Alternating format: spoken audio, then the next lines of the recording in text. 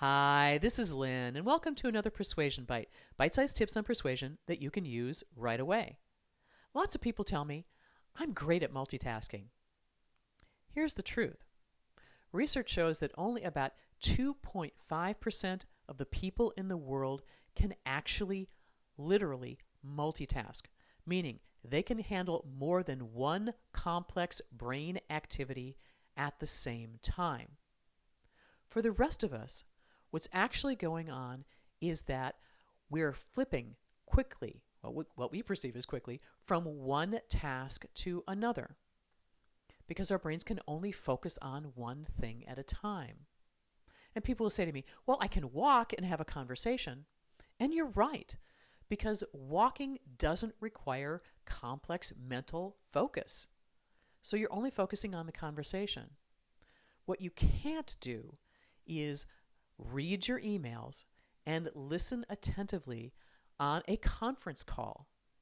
You're flipping back and forth.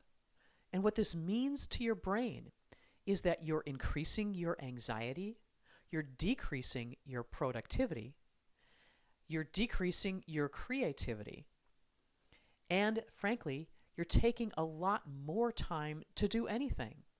Because if you had sat down and done one thing, which was listen to the conference call, and then done the second thing, which is to read your emails, you will have done both faster than you could multitasking. There's also something called switching cost involved here, meaning that when your brain is focused on one thing, it takes a couple of seconds for it to move to the next thing. Here's the frightening thing. About 40% of our time at work is spent switching from one type of communication to another and telling ourselves that what we're doing is we're multitasking. We're just screwing with ourselves. The other thing that happens is something called attention residue, meaning that when I'm focused on one task, I have clear goals and clear actions. And then when I move quickly to that next task, B, there are different goals and there are different action steps. And there's this lag time when I'm trying to drag my brain from one thing to another. I'm also eating up my short-term memory, so I don't have the capacity to do these things without increasing the chances that I'm making a mistake in one place or another, or both. Now that you know this, and now that you know most of the time the people that you lead think they can do more than one thing at once, here are 3 things that we can do to make our people's lives better while being more productive. First, focus on one thing at a time. The easiest way to do that is to create a block of time to do something. Here's the frightening stat. Most people check their voicemails, their emails, or their instant messages every 6 minutes. 35% of people actually check them every 3 minutes. One thing you can do is schedule time to check those voicemails, emails, and IMs. Instead of hearing the bing when a new email comes in and rushing off to check it and losing that attention to whatever it was you were working on.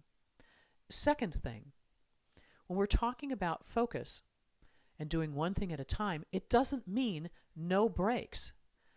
So for plenty of us, it's 25 minutes of focus on an activity and 5 minutes off, or 53 minutes focusing on an activity and 17 minutes off. Well, my math was off on that. Make that 43. Okay. The third thing we can do is get rid of the clutter in our office. So if you're one of those people who checks your phone frequently, put it in a drawer. As long as you're not looking at it, you're reducing that call to check it out. There you have it. In this instance, the people we need to persuade is ourselves and the people that we work with. There is no such thing as multitasking. It's impossible and it's just bad. It's bad for our brains and it's bad for business. Find other ways to be more productive that are more caring for you and for your people. And then People will have the brain power to listen to you as you become the most persuasive person in the room. Thanks for watching.